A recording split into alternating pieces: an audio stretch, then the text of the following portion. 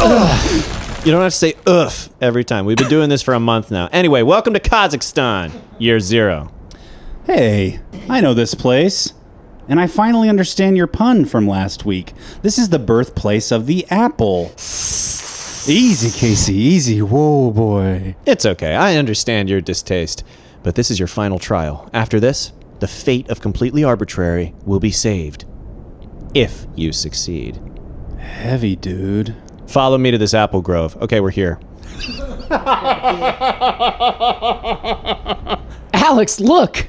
Wow. It is 2 chairs kind of facing each other, but also cheating out toward like an audience, but there's no audience. And then there's a table with a plant in between, on a plant on the table in between us, and 2 microphone stands with microphones and some recording equipment like a laptop, and there's an audio interface. Precisely. Here, among the ancient apple trees, you will record Apple II, a follow-up to one of your most inflammatory episodes ever. Alex, I'm not sure I can do this. Yes, you can, Casey. We can. I believe in you and I believe in us. This tree deserves an unbiased assessment, damn it. And if not us, who? With these recording tools and this apple grove as your studio, you have everything you need. And this is also where we say goodbye. Goodbye? Tobin, are you dying? I'm just leaving. I'm off to fight the war. What war?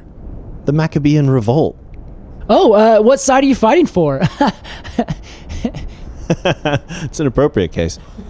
But Tobin, how will we get home? I've taken care of that. Come here, boy. Your very own time-traveling stump. But Tobin, your guidance has been invaluable. How will we know when to use it? You'll know. I just winked again. Oh, well, it's okay. set up Let's and see. pay off. Okay, I see what he did there. Okay. Goodbye, boys! And good luck! Goodbye, Tobin. We won't let you down. Goodbye. Thank you for being on our show. I'll invoice you! Well, Casey, there's only one thing left to do. Live from ancient Kazakhstan, it's Completely Arbortrary.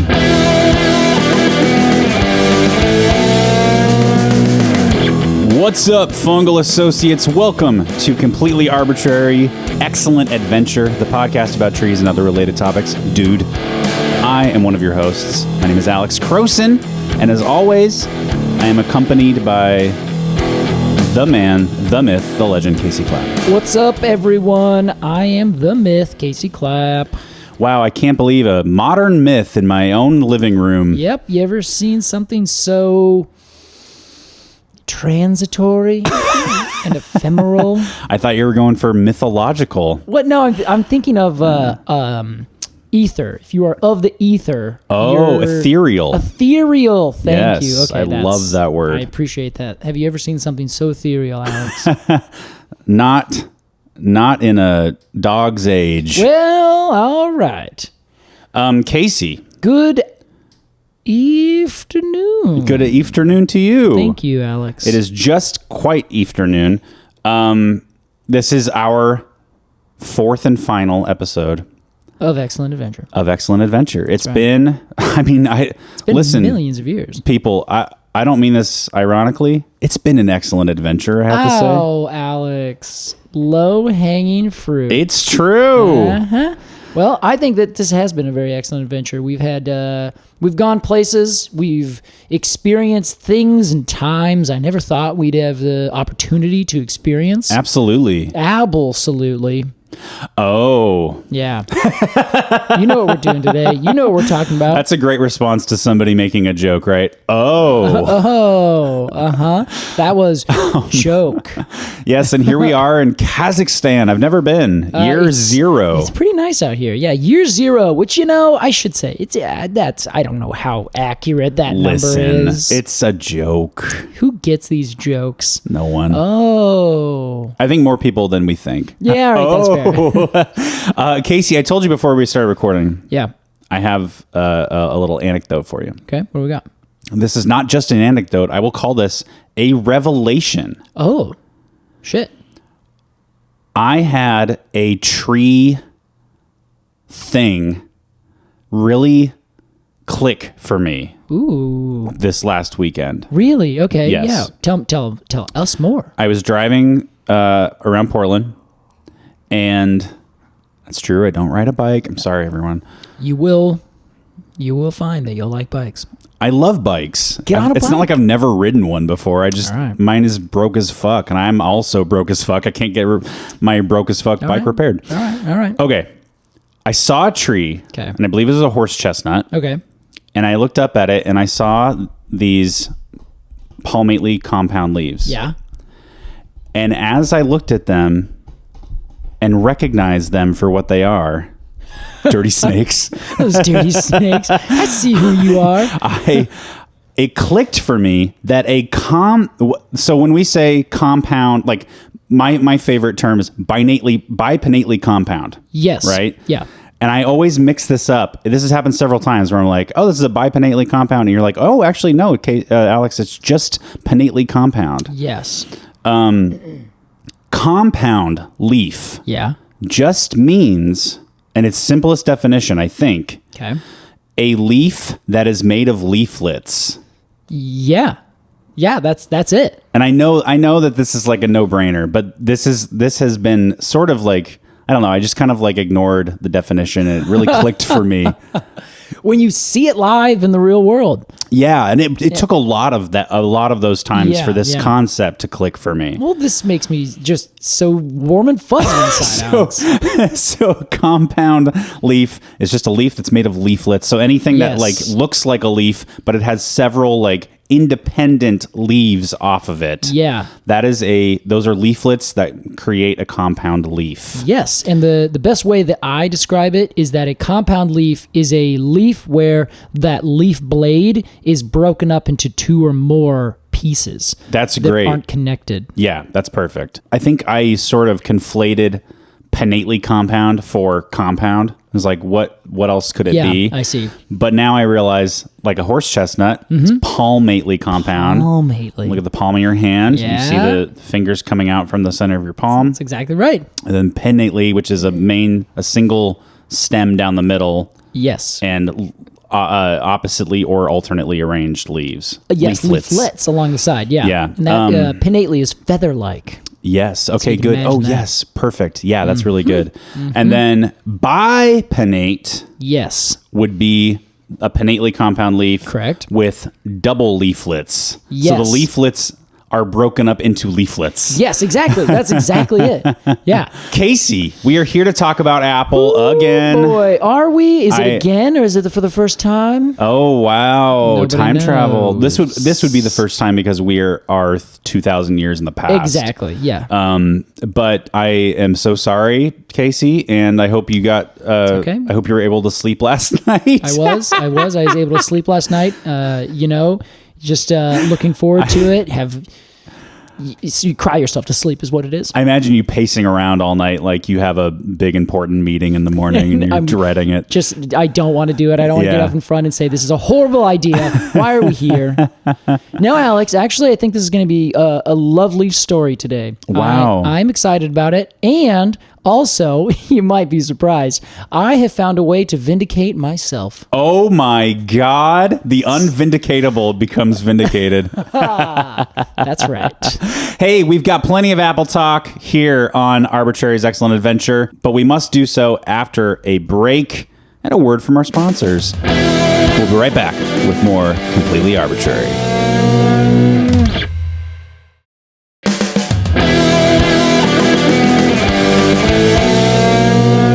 Welcome back to Completely Arbortrary's Excellent Adventure. Today we are How fantastic. once again talking Apple.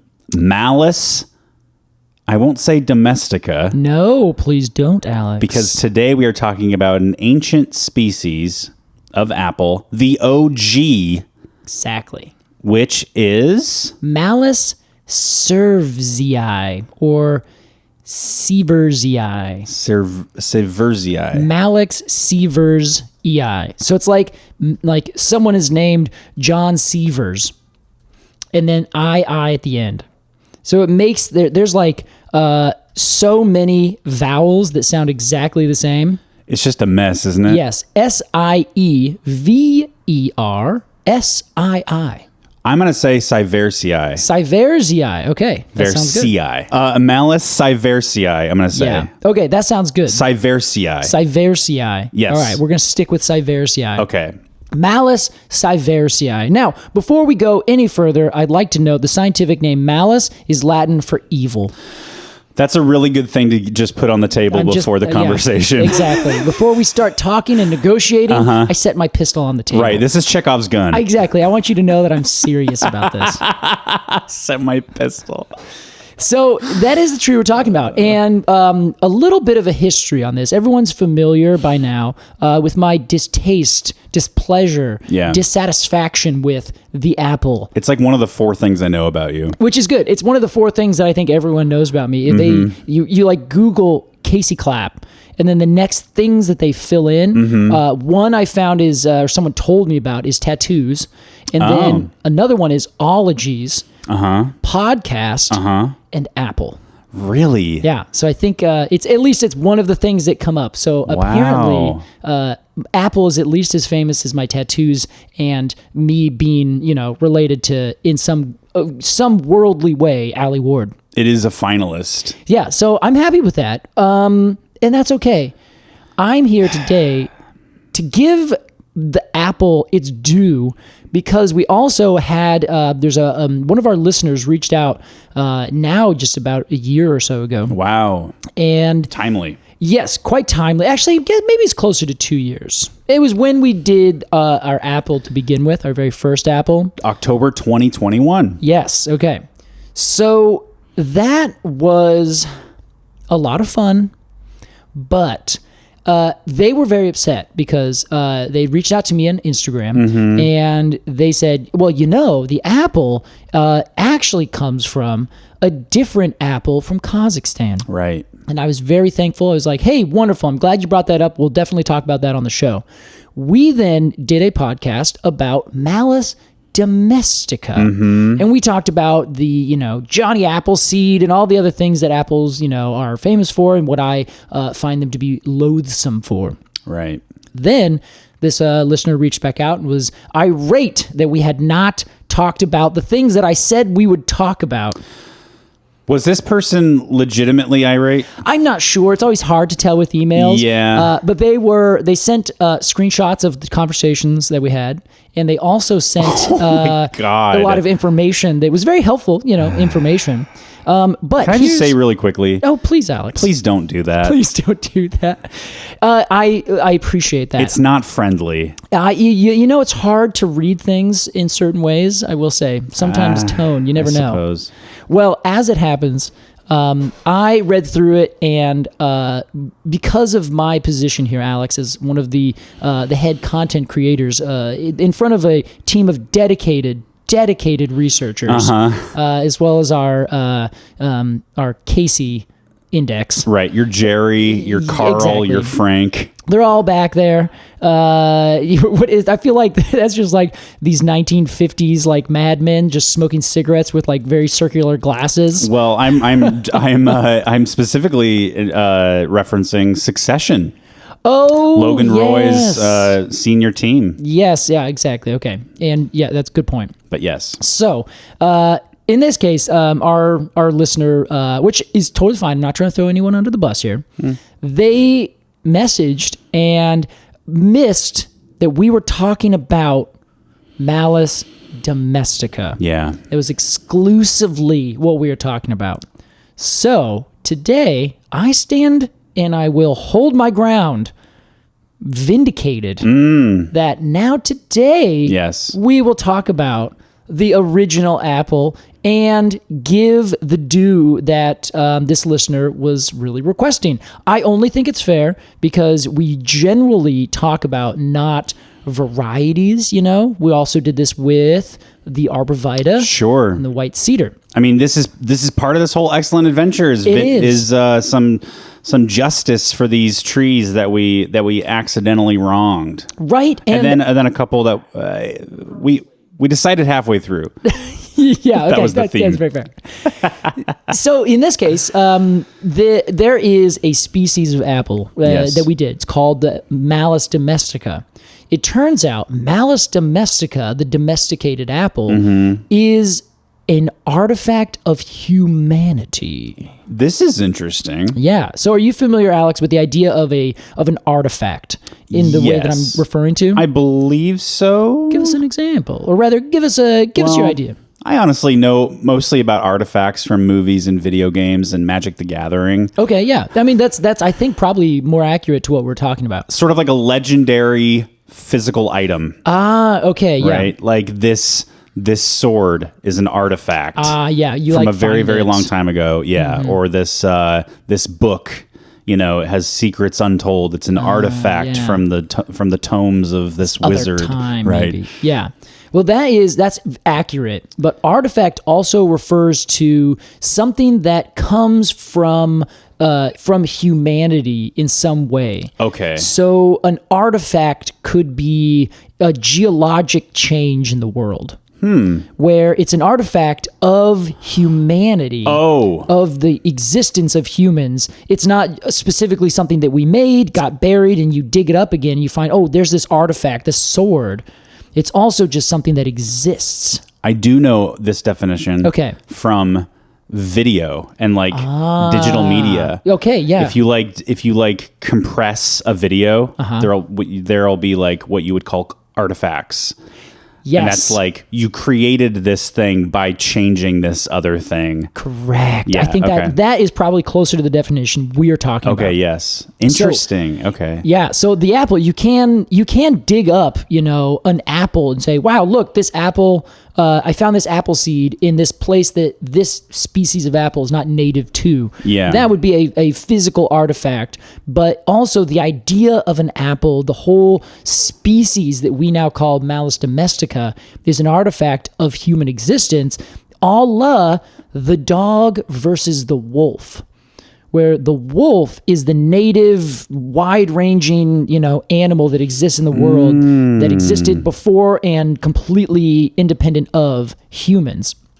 Then there's the domesticated dog, which in the scientific literature, if you look up the scientific names, one is Canis lupus, and that is the wolf. And then there's Canis lupus familiarianus, I think is how you say it. Oh, that's canine? Exactly. It's like the familiar wild wolf is the dog. Wow. Yeah. Okay, so this was a breeding thing. Exactly. Okay. Yeah. Now, the thing with the apple we're talking about today is that it's not only a case of explicit human breeding, but it's also another example of an anachronism. But instead of being an anachronism like the Osage orange or the Kentucky coffee tree, this one found a buddy in the modern times to send it through to the future. Wow. Hey, a Tobin Mitnick to our hosts of Completely Arbortrary. Exactly. Huh? Wow, did you plan this, Casey? No, get out of here, Alex. Casey, I'd love to pause for a moment. Just check in with everybody. How's everybody doing?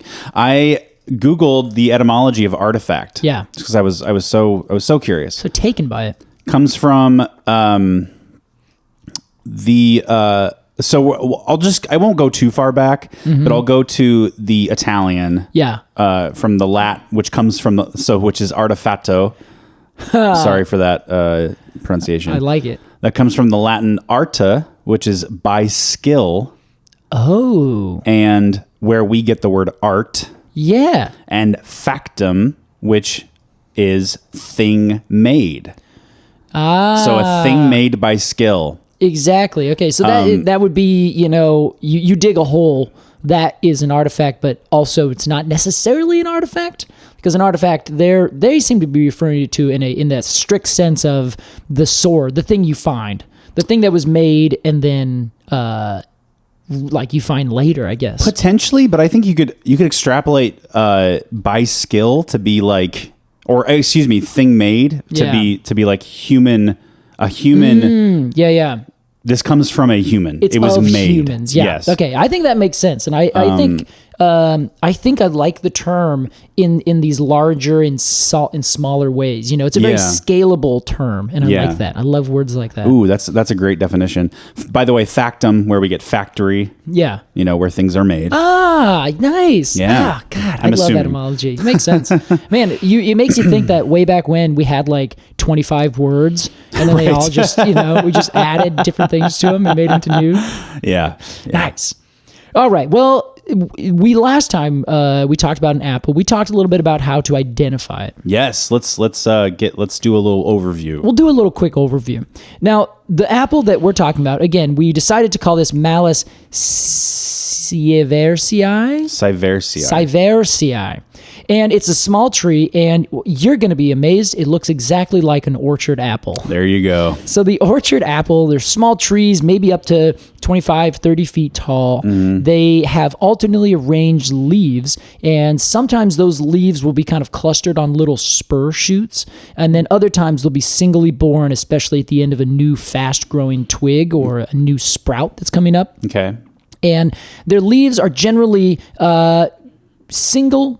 simple, with little serrations around the edge. Their petioles are maybe an inch or so long. They're not really anything extraordinary. You know what? I love apple leaves. You do. Yeah. You just think, what is it about In the them? same way I like cherry leaves. I just like rose family leaves, I think. I guess that's fair. All right. Little serrations. You like the serrations. And they're Alex. soft and kind of not velvety. They kind of are, yeah. They're a little bit velvety. Yeah, they have like little tiny pubescence on them. Yeah, All yeah. right. That's fair. I'll give it to you. They're I think cute. They're it's okay. sweet. They're tender. They're cute, they're sweet, they're tender. You would think it's a little child. Just come over there, rustle its hair a little bit, play with it, a little peekaboo behind the tree. I like this. So they also, they of course make little teeny tiny flowers. Usually about right now, April and May, the apples that we would want to, if you saw an apple blooming, it would be right now. So right now, if you're listening to this, it is early May 20. Wait, when are we?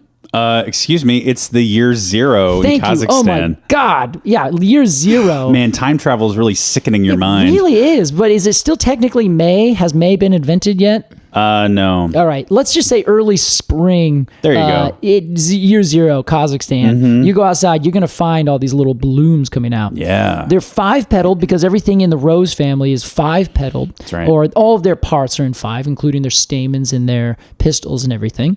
And they are adorable little flowers. Usually there's a little tiny bit of pink on them, but you can find nowadays cultivars that have like intensely pink flowers or ones that are not quite as pink or somewhere anywhere in between.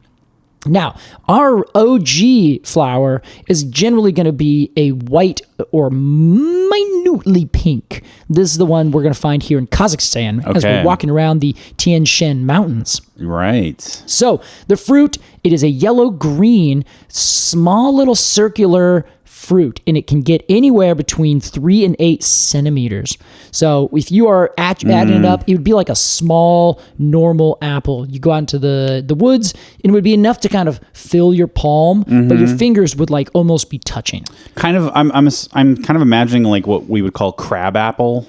Yeah, it's just a little bit bigger than that. Okay. Because crab apples, most of the time, are about the size of a quarter or a really big marble. Oh. So they can be really tiny. Really? Yeah. Okay. And so if we go to the store today, or rather in the future when they invent stores, you can get apples that you hold in your hand and they're like the size of a softball. Right. The ones we're talking about are kind of the middle between those two sizes. Okay.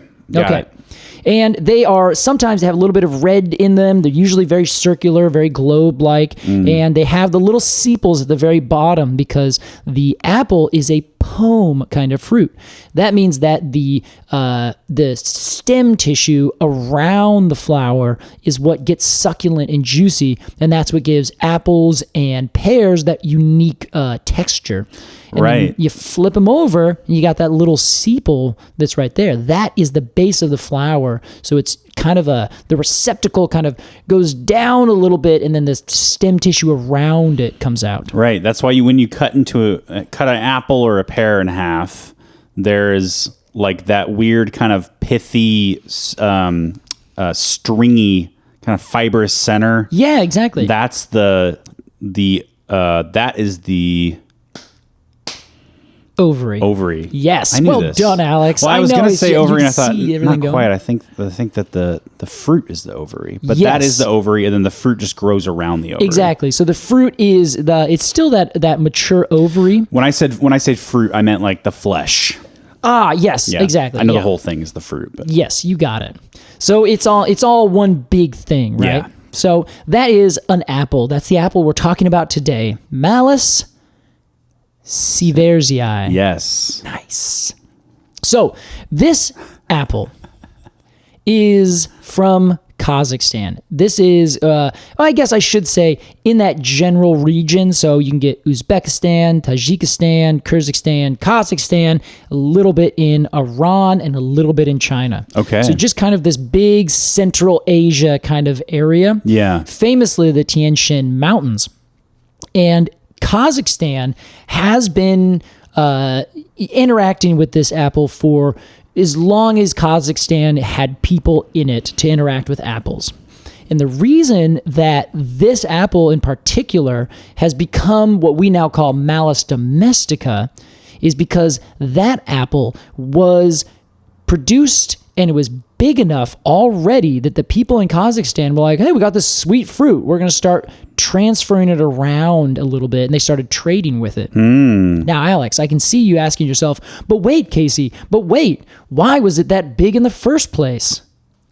Big culturally? Big physically. Oh. So the apple that we're talking about is larger than what a normal crab apple would be. Right. So these people in Kazakhstan found this apple and said to themselves, this is a pretty good sized big fruit. This is cool. We see horses eating it. We've tried it. And then every now and then they get a really sweet and delicious one rather than a really sour and kind of puckerable one. Oh, I see where this is going. So the question that many people have had recently is, where the heck did these apples come from and why? Okay. And it turns out that, as we've talked about before, there are these ideas of ecological anachronisms, right? Mm-hmm. That is the idea that a tree or a plant makes a fruit for an animal. It makes this evolutionary agreement with some animal that will eat the fruit of the plant, disperse the seeds, and that will be how these two things live. One gets their seeds dispersed, the other gets a little bit of nutrition, and everyone's happy. And the anachronistic part is that animal eventually goes extinct. Exactly. And the plant does not. Exactly. And it's still making that wild fruit that doesn't make any sense, right? Yeah. So it turns out the apple developed this sometime in the Miocene, like about 5, 7, 9, somewhere in that general time frame. I think I read 7 to 9 million years ago. Wow, it's been around that long. Oh yeah, and it's apparently been working on this big fruit since then. What was eating the apple? What was eating the apple? Eve. It was Eve. My God. What was she doing walking around Kazakhstan eating all the apples? 6,000 years ago. Yeah, now that's going to throw off the creationists, if anything. Yeah. Well, it actually turns out it was a lot of different animals. And Okay. anything that we've had in North America, our big megafauna that existed prior to the last ice age, turns out over in Europe and Asia, they had similar kinds of things. Most spectacularly, they had horses. And horses would go up and eat these apples. Sure. Now, were these mega horses? I don't know. They very much, they might have been. Isn't that kind of a frightening thought? A huge horse, like the size of an super elephant. Gigantic. Yeah, I would not be surprised if they were just a little bit bigger, but I also wouldn't be surprised if they were just a little bit smaller, kind of like forest horses, I guess. Oh, sure. Yeah. Little donkeys. Yeah, exactly. Now, the people of Kazakhstan and Mongolia, like, they're famous for being horse riders out, especially if you get further into the plains. These people were like born with and on their horses. Yeah. So these horses were probably there hanging around way before the people were. And they, along with other big megafaunal things that used to exist in Asia before the last ice age and then thousands and millions of years prior to that, they were eating these delicious little fruits. these delicious little fruits kept getting bigger and bigger because they had these huge animals that kept eating them. I don't know if there are any glyptodonts or giant elephant-like animals or sloths or things like that. Yeah. I'm not sure what the animals were over there. But we know that there were big things there. We've seen cave paintings in like France, for instance, of buffalo and giant horned kind of animals. So we know that they've been there, at least recently enough that people have made drawings of them. Sure. May I interject with a quick word on the Central Asian horse riding? Yeah, of course. Alex, I've been waiting for you to do this whole time. It's the whole reason we brought up the apples, because really we just want to talk about horse riders of Casey Asia. was baiting me this whole time, and I didn't pick up on it. I knew you'd find out. As far as I know, oh my God, what are they called? From Game of Thrones, from A Song of Ice and Fire. Oh, yeah, you're thinking of the Khals and the Dothraki. The Dothraki, a lot of their culture is based on steppe people. I thought the same thing. Yeah. Very much was what I assumed, honestly. Yeah, just like born on a horse, die on a horse. Yeah, grow their hair very long with the little bells in it. Yeah, it's kind of an amazing. And I'm not talking about Dothraki anymore. I'm talking about I say steppe people. Is that people of the steppe? I think either way works. Okay. Yeah. We're talking historically. We should add. We're talking about the ancient peoples. Yes. They were out here. Yeah. So steppe peoples is a very appropriate term. It's kind of imagine that relationship that you have with a horse. Yeah. And same like indigenous American people, like that is your lifeline. Yeah. It's everything. It's how you get everywhere. Yeah. It's how you move. It's how everything happens. How you hunt. You know? Yeah, and a lot of those cultures were nomadic. So it's also sort of like it's your transportation. It's your home. It could possibly be your food if things get dire. Things really get rough. It's your It's how you win battles too. Yeah, right. Yeah. They would famously run away on their horses and no one could catch them. Yeah. But then they would just turn around just as quickly if you start chasing them and just wreck you. So yeah, and they also invented horse archery. Exactly. Which the Europeans failed at replicating to that extent. They sure did. Pretty incredible. It is like the relationship. You got to think that they've been making and developing that relationship for thousands and thousands of years before it could really be as perfected as it got. For sure. Yeah. Yeah. Well, thanks for bringing that up, Alex. Oh, you're so welcome. So let's see. Where were we? Yes. The megafauna of Asia. At some point after the end of the last ice age, they all, for the most part, went the way of the dodo, as they say. Now, again, this is brought up often in terms of the end of the last ice age is coincidentally when agriculture and the population of the whole world started to kind of edge up a little bit. You're talking 20,000 years ago? No, the end of the last ice age, depending on where you were, is about 12 to 10,000 years ago. Okay. Now, people have been migrating and moving around for thousands and thousands of years before that. Our earliest evidence of people in the southwest of North America was about 20 or 22,000 years ago. Okay. So that's about 10 times longer than we had initially thought. 10,000 years longer than we initially thought. Okay. And then there's evidence of people being in Australia for something like up to 70,000 years. Apparently, the Aboriginal people in Australia were there and have been the longest population of humans outside of Africa. Isn't that wild to think about? That is really wild. I mean, holy shit, what the fuck? I mean, I'm assuming there was a land bridge, or maybe they just no one's really sure. Good boats. Wow. No one is really 70,000? 70,000 years. Wait, how long? It's the high end of a range between 70 and 50,000. Okay, how long ago? I should know this. I thought humans had been around for like 40,000. Well, a little bit longer than that. There's been a lot of overlap. So like Homo sapiens versus Homo erectus versus Neanderthalensis. These are all like species of humans that have existed. Yeah. So they've come and gone in different waves. So it could have been that the very first wave of Homo sapiens to start going up into Europe and over into Asia, they then went down through all these other places, and maybe they didn't get very far. Maybe they got really far. Maybe they used boats. Maybe they didn't use boats. We're really not sure. Gotcha. But we have enough evidence to say, like, genealogically speaking, we can take DNA and we can do that backdating and basically see, well, when did these people split from these people? When did this population of anything split from this other population? It's, in fact, very similar genetic studies they're doing with the apple to figure out, like, okay, we have all these apples across the entire northern hemisphere and southern hemisphere. Where did they all come from? And how long ago did they switch from being the sieversii. Well, I don't know. That's just what we settled on. Versus the Malus domestica. So no one's really quite sure, but we can go back into the genes, and there's a mutation that kind of happens on a normal schedule. They found this through almost all life. So they can basically say, okay, on average, the mutations will happen every X amount of years. So if we see Y number of mutations, then we can say what's Y times X, and we can estimate the amount of time these two populations have been separated. Interesting. So they've done this with the apple. People have been taking it around and moving it and hybridizing it via the Silk Roads with apples from Europe and from Asia, and then crossing those again, and then crossing those again and again and again until you get, poof, this beautiful pink apple that tastes delicious. And they start cloning that apple. So on and so forth. I want to dial in here. Yeah. When you say crossing over, you mean hybridizing? Yes.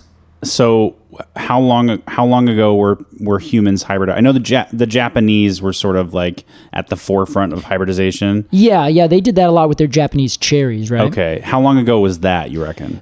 They were doing that probably about the same time we're in right now, kind of the turn of the century. Okay. That was probably... Yeah, I'd say about then, but the origins of it are really hard to pin down because certain peoples were probably doing it, but we can't say like, oh, that's the first written example. They might have been doing it for a couple hundred years before someone said, what are you doing? I'm going to write that down. Right. I think that's a good rule of thumb for all historical research. Yeah. It's like we can't really nail anything down that much unless there's like a specific thing written somewhere. Yeah, where, right. This happened on this year. With the patents of the modern era, you can say, yes, the toilet paper roll was invented here. Then, have we been putting toilet paper rolls on sticks for a while before that? Probably not. Yeah. But I don't know. But yeah, you're right. And so about this time was when they started doing that with the cherries. Okay, interesting. And about the same time for most of these kinds of arboreal fruit tree domestication, where it turns out that the apple itself, do you remember in our last episode, we talked about extreme heterozygosity? Wow, I really feel like I would remember that, but I don't. Honestly, I wasn't sure if you would or not. It's one of those things where if you don't know what the words are saying, they just bounce off your brain. Extreme heterozygosity? Yeah, that's it. Okay, hetero meaning opposite. Yeah, not necessarily opposite, just different. Okay. Yeah. Different. Zygote. Yeah. Which is like a genome type thing. Yeah, it's talking about alleles, and like the zygote would be the very first new fertilized thing. Okay. So when you put sperm and egg together, they create a zygote. Okay. Osity, which is like just the process of or something. Yeah, exactly. Okay. Extreme. Yeah. Which means it happens at the X Games. Exactly. Yeah. Which it means it's brought to you by Red Bull. So in the botanical term, even though I like our definition way better, it essentially means if you have two parents who come together to make their offspring, that offspring will display a wild variety of traits that don't necessarily look like the two parents. Okay. So if you were a millipede, and you mate with another millipede, and you create a bunch of other millipedes, all those millipedes at their maturity will look almost exactly the same. Sure. Whereas if you are an apple and you are a beautiful pink pink lady apple and you hybridize, or rather you just mate, because at this point it's not a hybrid, they're the same species. Yeah. And you mate with a red delicious apple. Actually, let's go with what's a green one? Granny Smith. Granny Smith. So it mates with a green Granny Smith apple. Okay. You would expect there's going to be some mixture of the sizes, the flavors, and the colors of those fruit, because you're essentially breeding the two things together. So like Mendel's little beans, you're going to get some mixture of the two parents. Sure. Okay. In the case of an apple, because of its extreme heterozygosity, Fuck yeah. they are random almost. Like it will look, the offspring will look nothing like the parents. I do remember this. Okay. I remember the philosophy. I didn't remember the word, but this is the idea that apples are like a box of chocolates. They Casey. are. You never know what you're gonna get. Exactly, Alex. They could. So if you made it, God, that's so like irresponsible of them or something. I don't know. Like if you made a pink lady and another, okay, here's a question. right. Sorry, I'm a little scattered. No, please. If you mate two pink ladies, You're extreme heterozygostic right now. I've got extreme heterozygostic poisoning. If two pink ladies Yeah. fuck, are they gonna make a pink lady? No. They could make a little teeny tiny crabapple that is the color purple. They could make a giant green sour apple. This is really weird. Anything in between. Yeah. So that's the thing with an apple. That's like, there's so many other things. We talked about pecan is a very similar thing. This is a trait that makes the apple so wildly successful wherever we plant it. Because whatever you mix it with, it doesn't matter. There's going to be this giant smattering that comes out. Something's bound to work wherever you're at. Wow. Right? Okay, so do they have extreme heterozygosity? I love saying that now. On a single tree? No. Okay, so a tree is going to be a specific species. Yes. So if you have a tree, or I should say variety. Sorry, not species. I know. Yeah, we're confusing ourselves, right? Yeah. If you have an individual tree, that individual tree has 2-inch, perfectly spherical green fruit. Everywhere on that tree, it will be producing that same fruit. Sure. Its genes are already set. Yes. You can't Okay, that change makes it. sense. Yeah. Yeah, so it's going to be doing the same thing, but as soon as it has a mating experience with another tree, the resulting seeds are a crapshoot. Literally thousands of options. However many crab apple shoot. Sorry. Whatever the number of seeds are on that tree, that is the number of potential variations you'll get. Wow. Isn't that crazy? I have so many questions. Please, we got all the time in the world. Just kidding. Yeah, what else? Pick two, Alex. We have 2,021 years. Yeah, so anyway, buckle up, everyone. Okay. So any variety can mate with any variety. Pretty much, yeah. Of the Malus domestica. Malus domestica. Or its basal, non-artifact related tree, Malus sieversii. Wow. Yeah. So could a pink lady and a Granny Smith make a baby that is a Malus sieversii? You know, they would have the similar genes, but the problem is the reason that we've now switched the species away is that it's been hybridized and like crossbreeded and then backbred onto itself with hybrids on hybrids on hybrids on hybrids. Yeah. That it wouldn't go back to being the old version. Okay. Because the genes are so fluid now and they've been so adjusted with all these other species from Asia and other species from Europe, probably some species from the United States or North America at large. So they would not necessarily genetically be Malus sieversii. Okay. But if you took a Malus sieversii and your pink lady and you put it together, they would probably make a baby that's a little bit of both. Wow. And Alex, that's a great way to round off what we're talking about here. Let's round it. Which makes you wonder, okay, these apples Are they better or worse? Are they good? Are they bad? Does anyone, should anyone like Malus sieversii versus Malus domestica? Well, that sounds like a question for a review. I think that's very fair. So I'll hold off and we can discuss that during the review. Which we must do after a quick break. We'll be right back with the exciting conclusion of Completely Arbitrary's excellent adventure.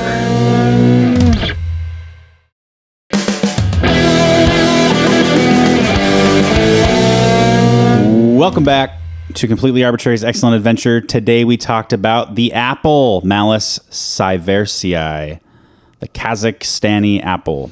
Yeah, I was going to say there's not really a common name as far as I can tell. That's interesting. Yeah, but I mean, I'm sure there is. I bet you it's just the apple, you know? Sure. It's like if you go into a Vietnamese restaurant, you don't order Vietnamese coffee. You just order coffee. Exactly. So in Kazakhstan, they don't call it the Kazakhstani apple. They just call it the apple. The apple. Yeah, you're exactly right. Casey, it's time for whoa. Talk about muscle memory. We are not doing a review of the Malus sieversii. Yes. We are simply, or are we? We are simply asking ourselves the question, does what we discussed today make you feel differently about, I will say, the apple? I think that is a good question, Alex. And Casey, as our resident anti-appleist, thank you. We begin with you. All right. I appreciate the opportunity. Thank you to our listeners who stood with us through the hard times and the good. Wow. While we talk about these, challenging issues. Thank you to the Academy. Thank you to you, Alex, for supporting us. And at the end of the day, I think I need to also say thank you to Malus sieversii. Oh, I thought you were going to thank the original person who wrote in. Oh yes, they're the listener that stuck by us. I don't even know if they still listen. So hopefully you're still there. Here's your shout out. So I would like to say that the apple, as we know it today, is stupid and dumb, unless you live in Kazakhstan. In which case, the apple you know and love today is the OG apple, and it is good. Have you eaten a Malus sieversii? No, I have no idea how they taste. Yeah, well, you can't get them because I rolled my eyes. Everything over here is all this domesticated. We can only get dogs over here. I want the wolf, but you gotta go find the wolf in the mountains, in the Tian Shan mountains of Kazakhstan. Casey wants that wolf inside him. That's what I want. So that when I think about the difference between the two. The reason that the Malus sieversii is one that I can get behind is that it is not a relic of humanity that I think is two things. One, way overblown and has usurped the actual golden apple, which is the quince. Right. So it has found and needled and elbowed its way into all of these old historical things where it doesn't belong. Sure. I don't like that. I also don't really find apples to be like as delicious and great and amazing as everyone thinks they are. You and I have eaten plenty of apples. They are fine to eat, but anyone who says an apple day will keep the doctor away is just lying to themselves. Is a doctor. Yeah, they're a doctor, and they're also on the payroll for Big Apple. Yeah, for sure. New York City. The New York City is literally the Big Apple. Yeah. Wow. I can't believe it was right in front of us this whole time. We all knew it, So it's I don't think they're great. I think the versions that many people still buy, they're doing it because they are, just that's the only thing they offer. Red Delicious apples are awful. Their skin sucks. They are too sour. Their red color only is skin deep. It's true. There's a little smoke ring. A little bit. Okay. A little bit of bleed. So I am I'm not with them. They're fine to have every now and then, but really we should focus on 1,000 other fruits, and we should make them a little bit more interesting. And here, Alex, is my final point. The Malus sieversii is the wild population that have been growing and developed all these traits that we have been talking about today, all the things that we can find in all of our modern domesticated apples. They developed them years ago so that no matter what happened, they would survive and they would rock. They were eaten by giant horses and buffalo and sloths and all these other animals that used to live potentially over there. I actually don't think sloths were ever in Europe, so scratch that from the record. And so they are the population that has the genetic diversity within them to save us from ourselves.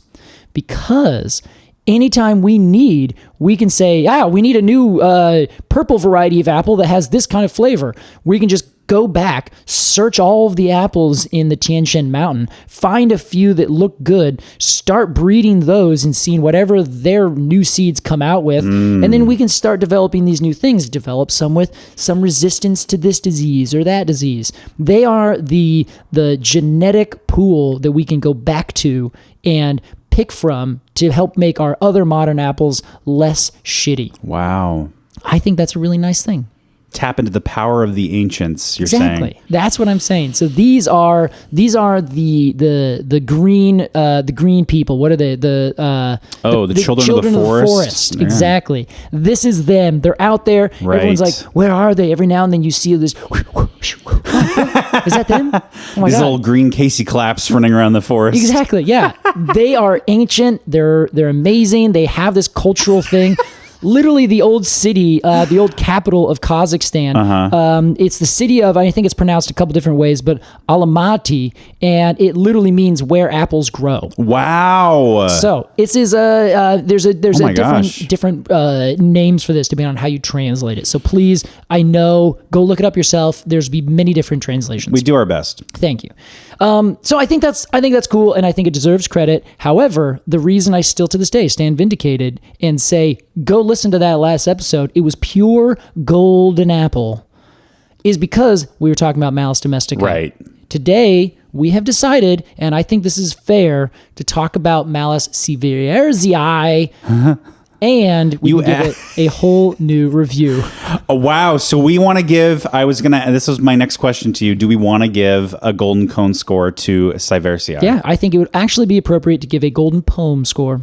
Beautiful, Casey. And what is, I want this off your dome. Yep. You've given your reasoning. I have. What is your golden poem score for 6.8. Sorry, Alex, I wasn't sure if you were done. That's okay. 6.8. Yes, only because it being an ancient old tree, and I've seen a bunch of apple blossoms, and I have decided that apple blossoms are more preferential in terms of their beauty than cherry blossoms. So, Why does it have to be a contest? well, because Alex, everything is a contest in nature. You're so riled up. I am riled don't up. give me that shit. It's like, Casey, didn't you just tell me about things being cooperative? What?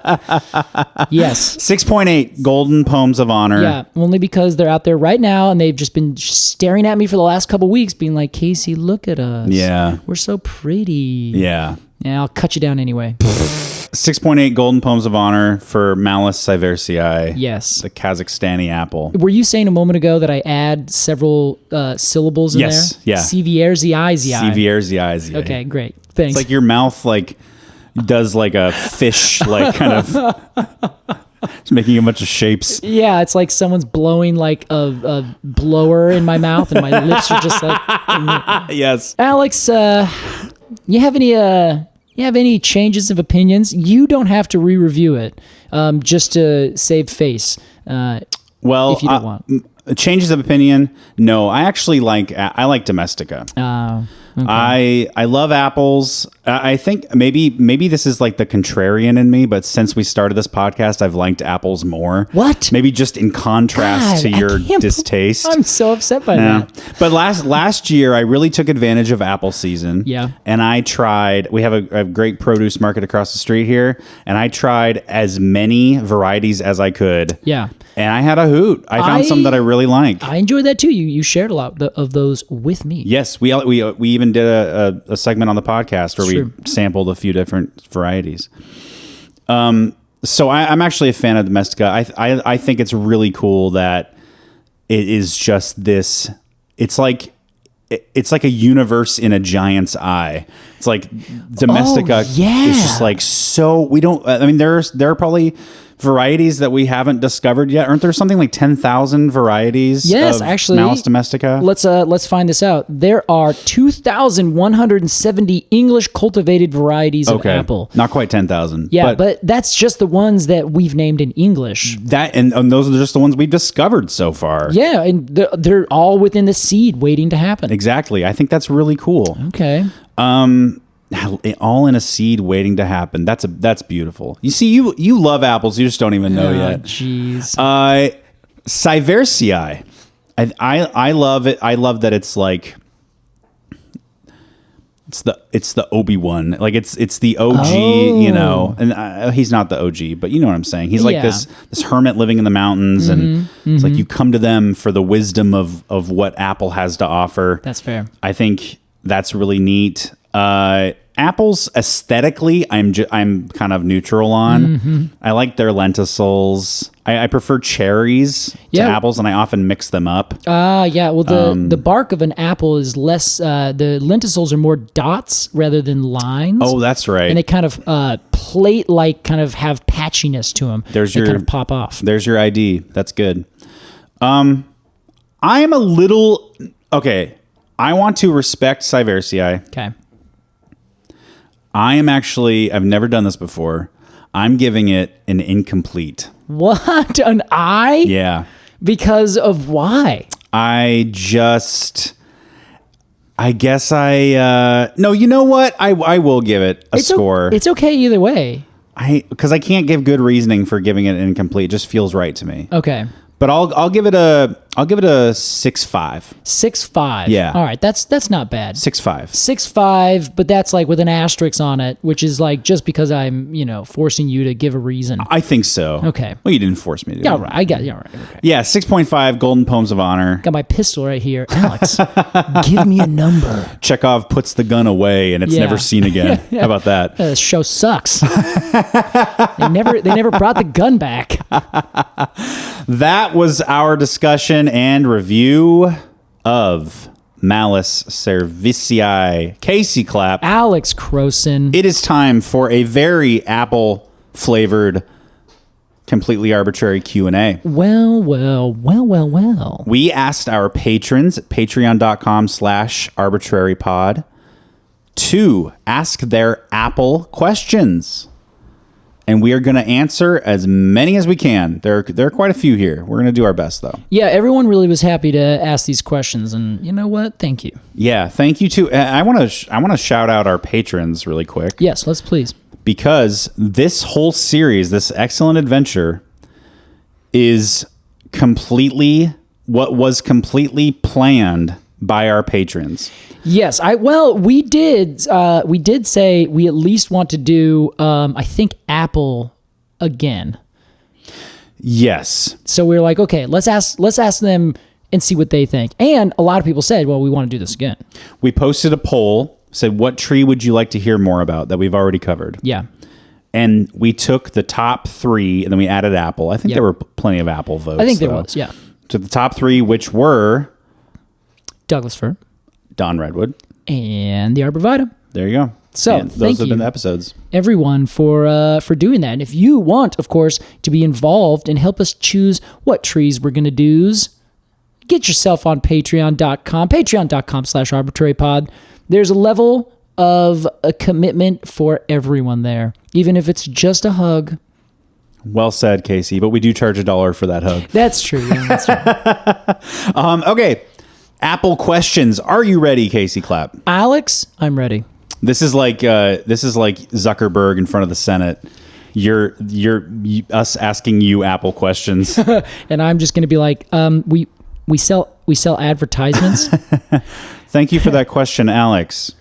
Human M8 asks, why do apples taste so different with each one?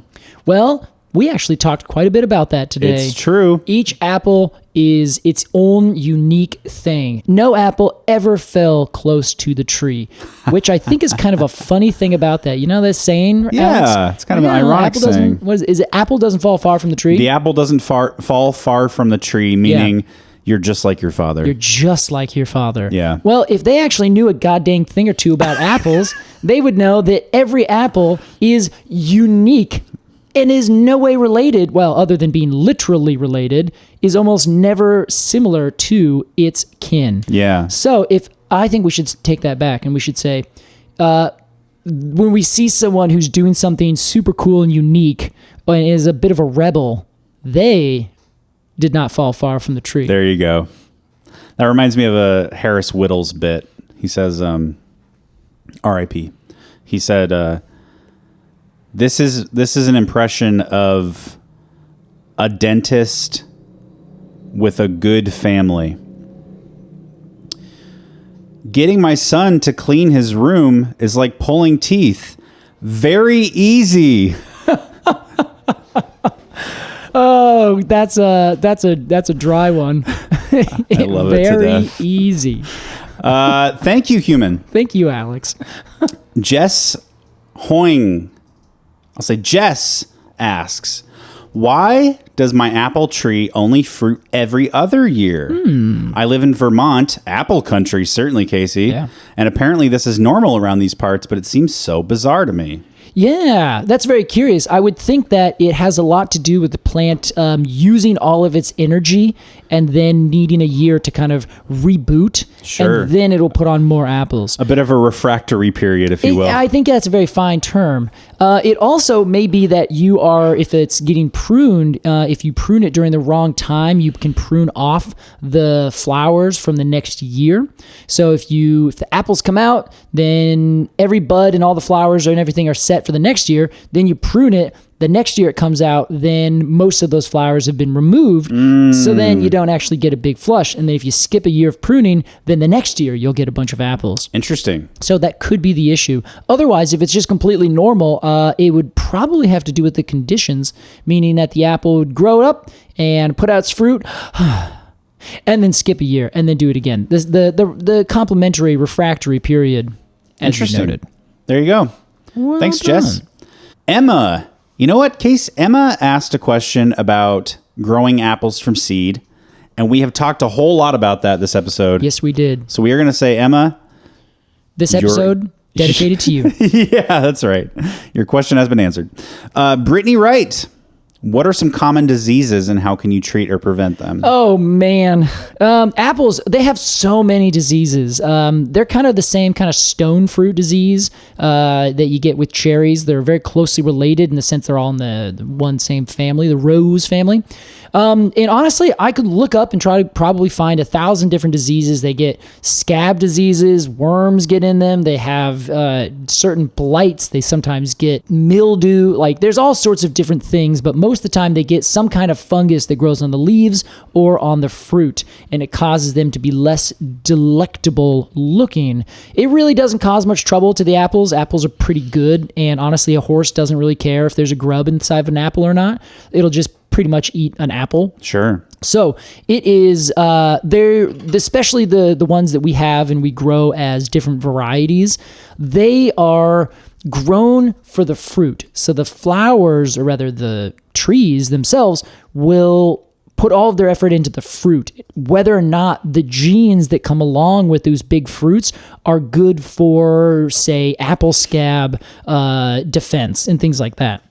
So they get a huge, crazy amount of diseases, which is why over here in the Pacific Northwest, we actually grow them in drier areas that are not quite as humid outside, say, Hood River in the gorge. That is because it's a little less humid and there's more wind, so there's not as enough of a good habitat for fungal diseases. There you go. So there's way too many for us to note here, and I unfortunately support all of them. I think apples should be brought back to their original origins, and we can maybe get some more interesting apples that have a little bit better ability to fight off diseases. Anyway, Casey, that is so unacceptable to sorry. say. Anyway, why don't you just continue? Thanks, Brittany. Nick, why is applewood so good for smoking foods? That's a good question. I have a little input on this. What do you got? Well, applewood gives a kind of a sweet flavor. I mean, you'll often, by foods, I think Nick means mostly meat. Okay, yeah, yeah, like bacon. Yeah, applewood smoked bacon is like a very you just have heard that phrase It's a million very times. common, yeah. Applewood chicken sausage. You've heard that a million times. Yeah. So it imparts a bit of a sweet flavor. And I also think it has something to do with the branding. Really? I think people read Applewood and they go, oh, I know what that's going to taste like. Because I know what apples are and I know what apples taste like, right? They're a little sweet. So then maybe this meat will be have a touch of sweetness to it. That sounds pretty good. Oh, really? I think that has something to do with the popularity of Applewood because you can smoke meat with, I reckon, any wood. Yeah, right? I would think so. I mean, there's certain woods that are better, like oak and hickory. Mesquite. Yeah. So those are sort of, I feel like those are in your top 5. Yeah. But I believe, I mean, I know it has a good flavor. I like the idea of this branding, though, Alex. Yeah, I think that has something to do with its popularity. Yeah, it's you know what it is when you see it. Yes, exactly. So I wonder if there's a correlation. Just the branding happened to work out really well, but the wood properties. I would assume that it has, we call them extratives, but it's kind of the stuff that gets piled into old wood so that it doesn't decay. Yeah. Extractives is the way you can imagine what that term means. Okay. It's essentially when the old phloem cells die. Those cells are actually, xylem cells.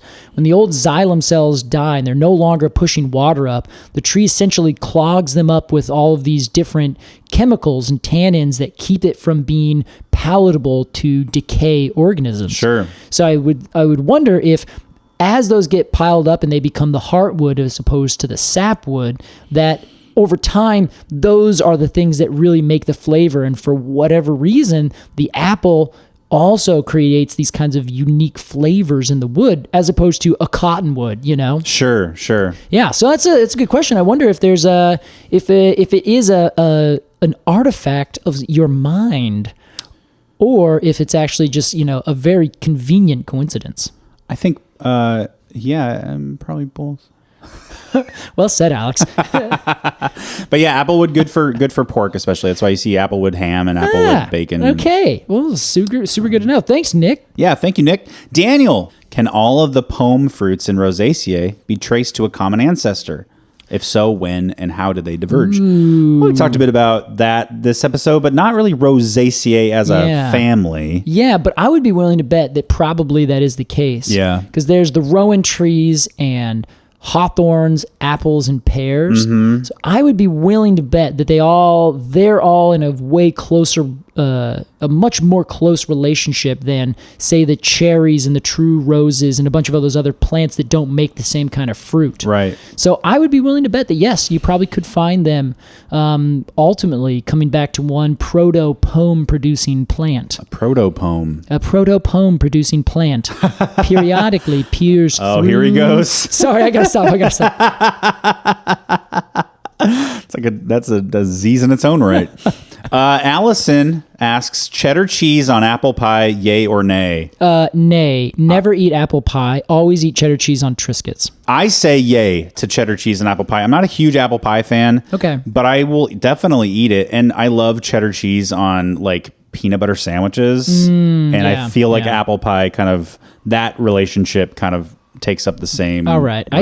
I think genre. That's fair. The real question I have is it melted or is it still cold?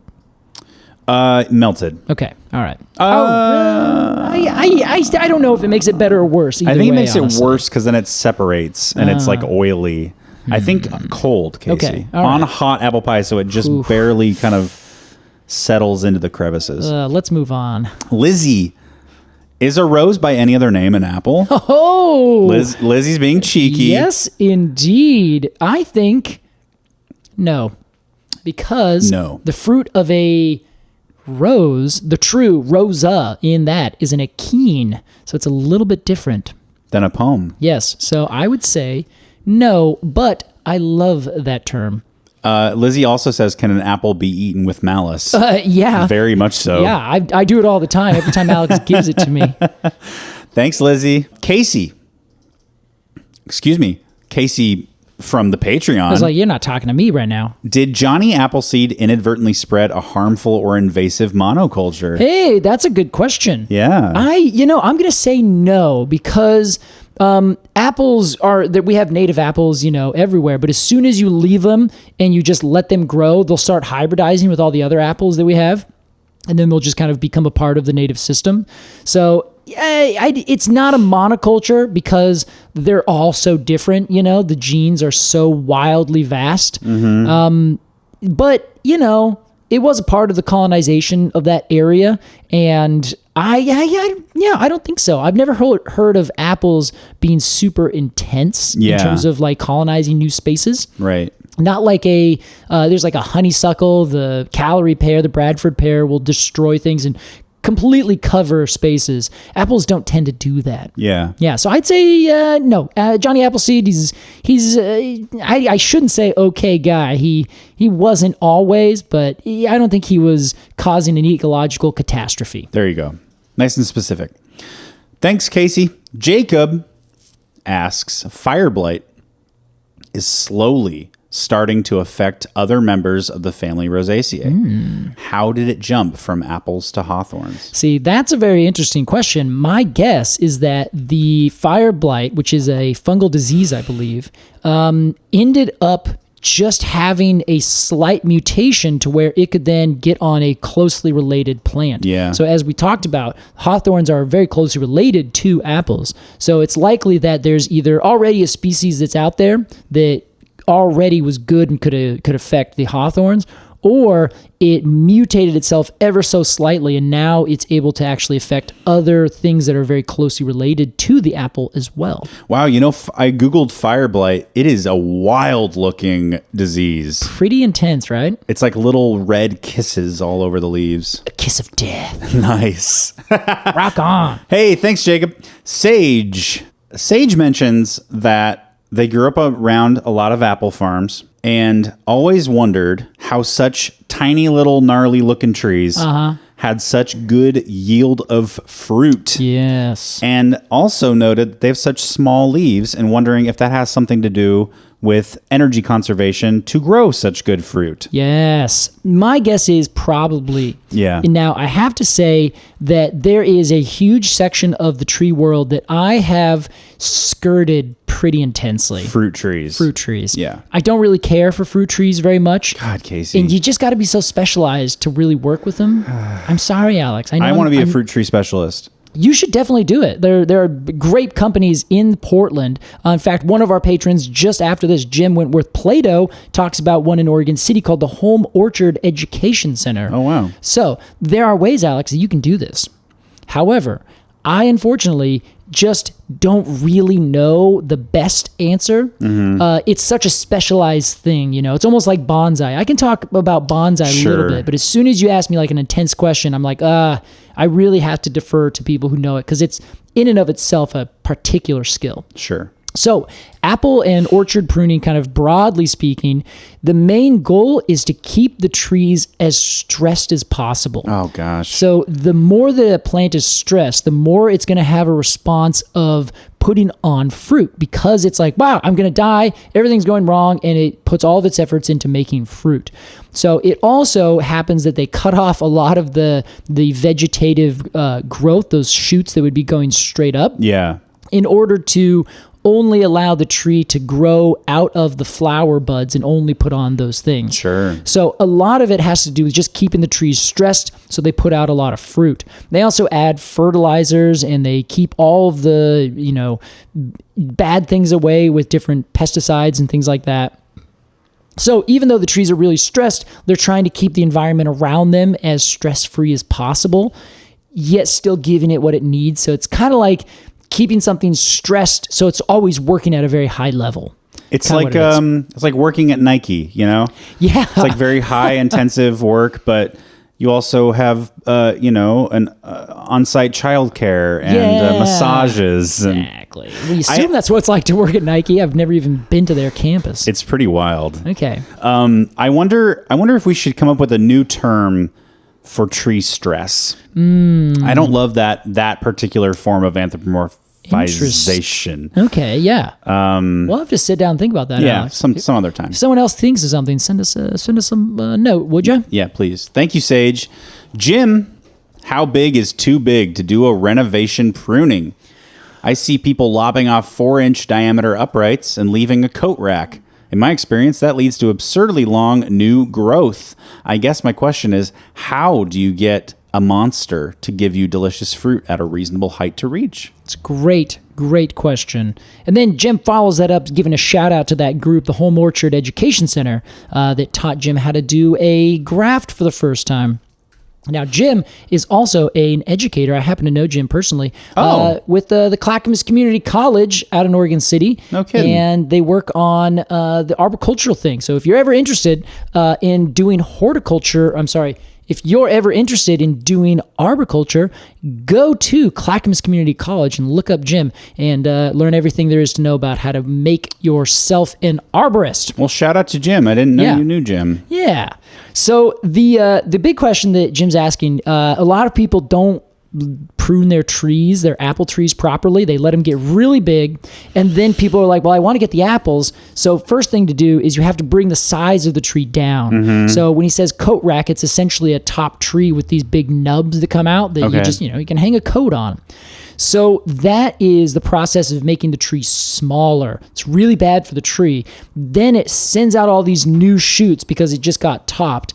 What you have to do is take those shoots and cut them off again and start to get the tree to grow down. So it almost looks like these big branches coming up, then they're topped, and then you take horizontal branches down and out. Kind of like a spaghetti monster. You know that thing? I remember. Kind of looks like that, where there's this central thing with like these tentacles that come down and out. Okay. That's what you want your apple tree to ultimately look like. Interesting. Very so you can hard reach to do. the apples. Exactly, yeah. Right. So you're also stressing the tree out, so the tree's going to have that apple producing response. Mm-hmm. So the best way to do it is to hire someone who knows how to do it, and then have them come back and keep pruning and working with that tree for 5-6 years, so that you're creating these low branches that come out. They are going to produce apples at the right height. And then every year when the new shoots come up, you just got to cut them off and keep doing that over and over and over and over, so that the tree is constantly doing the same thing every year, very stressed. And then it constantly is like, okay, this is just what I do. I just produce fruit. And that's it, as far as I know. What a life. Yeah, it's a hard life. Thank you, Jim. Joe asks, should I read my child The Giving Tree when the tree in the book is clearly not an apple tree? Can you name all the reasons why the book is wrong and how we should retell the story to give the tree more dignity? The book became even more depressing after listening to this podcast. Oh, no. Yes, you should, because it's a good book. You know? I don't know if children can or need to make such a delineation. Yeah, and then the irony is, like, in the front photo, isn't the tree like offering the apple to the kid? Yeah. Well, it's just dropping, I guess, but the branch kind of looks like an arm. Okay, yeah. There's a symbolism there. That's okay. So the Giving Tree is great. It is sad because essentially the man, it's a metaphor that is supposed to be, the tree's giving and nice, and at the very end, the old man has cut the tree down and it sits on the stump for the last time. But more recently, people have looked at this book and they'd be like, what the hell? That guy uses everything that tree has to offer and then just says, well, thanks, and, moves on. Right. Whereas today we're like, well, maybe we shouldn't just exploit nature for the things that they offer and let them kind of live and do their thing because they deserve to live and do their thing. Sure. Aside from being useful for us. So it's a good thing, I think, to show children that trees are resources. You can use them and you can work with them, but it's important also to kind of show the other side of that and say, you don't need to use this tree. That tree's not there to give things to the people. Trees will not say no. They may poke you a bunch, but a tree isn't going to say, no, I'm not going to give you that. It's going to do it. It's what trees do. It's what plants do. They produce whatever it is that you're taking from them, and they never request that you don't do it, other than maybe sending up pokey things you can just cut off. So I think it's an important thing to also bring up, hey, you're using this tree and you're not giving anything back. There's no reciprocity. So teach your child reciprocity, show them the Giving Tree, and then they will ideally not cut it down just to sit on it at the end of the episode. Well said, Case. Last question from Max. Are there any redeemable apple trees for you guys? Ooh. I would say, yeah, pretty much every apple tree. I've never had an I should say Red Delicious I find abhorrent. Yes. But I will also say every apple has its place. You don't like bite into a Granny Smith and say yum yum. You cut it up and bake it into a pie because it withstands that process really well. I see. So not every apple should be treated the same way when you eat it. Fine. And judged against other apples that are delicious when you bite into them and say yum yum. But you also can. Never mind. Well, you can. That's your choice to bite an astringent green apple and say, ugh, apples are bad. I touched a nerve. I have nothing to say. I think, yes, there are some redeemable apple trees. My redeemable apple trees are the big, gigantic old ones that people have forgot about, yet they're still just kind of cooking. They're like super decayed. 16 branches have fallen, but they've regrown 16 branches. Those big old things that are kind of like ancient looking, kind of like miniature oak trees. Totally. Redeemable. Wonderful. That's it. All the rest, domestica? Nah. Can go to hell. Yep. Don't plant them. Don't grow them. Don't look at them. Don't buy them. Thank you. Wow. Thank you so much to all of our patrons for your wonderful Apple questions. We really appreciate your patronage. And hey, if you want to join the Patreon, if you want to support this podcast with a monthly fee to us and get something in return, there are plenty of options on there. Of course, our crown jewel is the Cone of the Month Club. That's right. We talk about it all the damn time. You join for $10 a month, and then every month in your mailbox, you get a sticker that is of a cone species illustrated by an independent artist, different one every month, and a little card with information on that tree and that cone, where it grows, a link to the artist so you can follow their work. And it all comes in an envelope guaranteed to be licked by Casey Clapp. That's right. And this month is the tree of the West, Case, the conifer of the West, the ponderosa pine. Yeehaw! By Colette Barton. It is, I will say, maybe in my top 5 cones we've ever commissioned. Really? Okay, yeah. I'm a big fan of it. If you haven't signed up already, sign up now to get the ponderosa pine. It is spectacular. Yeah, and if you want to see it, go to our Instagram at arbitrarypod. There's also fun videos and announcements and all sorts of things there. It's a great compendium, and we'd love for you to follow along. Casey, I think I finally understand what Tobin was trying to show us all along. Save it for the Patreon, Alex. We've got to stop our past selves from recording that slanderous Apple episode. Wait, but don't you not feel any differently? Did you have a change of heart? Alex, there's no time. Okay, but we're stuck here in the year 0, Kazakhstan. Alex, the stump. Casey, the stump. Come here, boy. Whoa, boy. All right, Alex, hop on. Time, October 6th, 2021, 11 a.m. Place, Apartments, Portland, Oregon. Engage.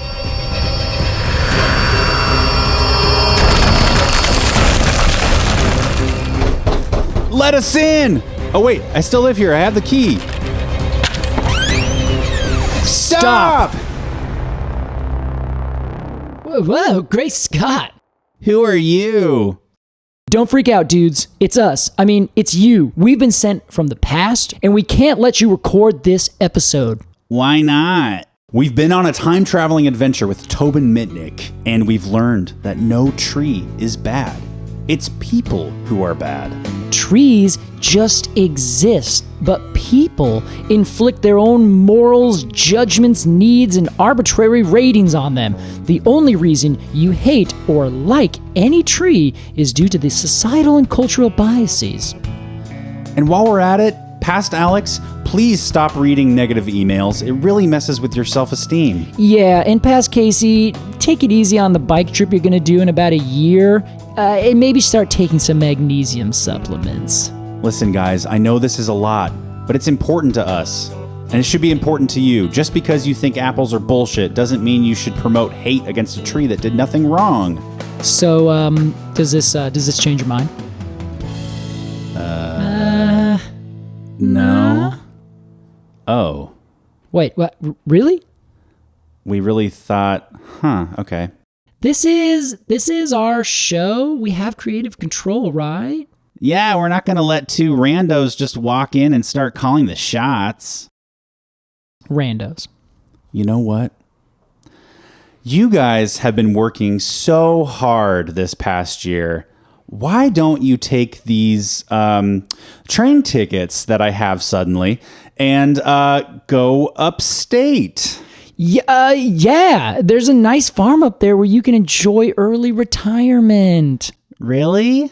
That would be nice. I have been wanting to write the great American novel. I'll finally have time. You write that novel. Here, take these. Wow. Well, thanks, guys. It's our pleasure. Bye now. Shall we take our seats, Mr. Clapp? We shall, Mr. Crowson. Just in time for a fresh new episode of Completely Arbortrary. Oh, yeah. Feels good. Yeah, just like home. Okay, but one thing, Alex. If we sent our past selves away and they don't record it, rather, if they haven't recorded this episode, like the old episode, the episode we do today is completely contextless and meaningless. Not to mention, changing the past changes the future. So will that episode just disappear? Well, will it be as if it didn't exist? What about our business? Didn't we file for an S-Corp like right around this time? Do we need to do that again? They have our passwords. Do we have to re-record every episode rather the ones that they've already recorded? Did we just completely fuck ourselves? Thank you so much for listening to Completely Arbitrary's excellent adventure. We will see you next time. Goodbye. But Alex...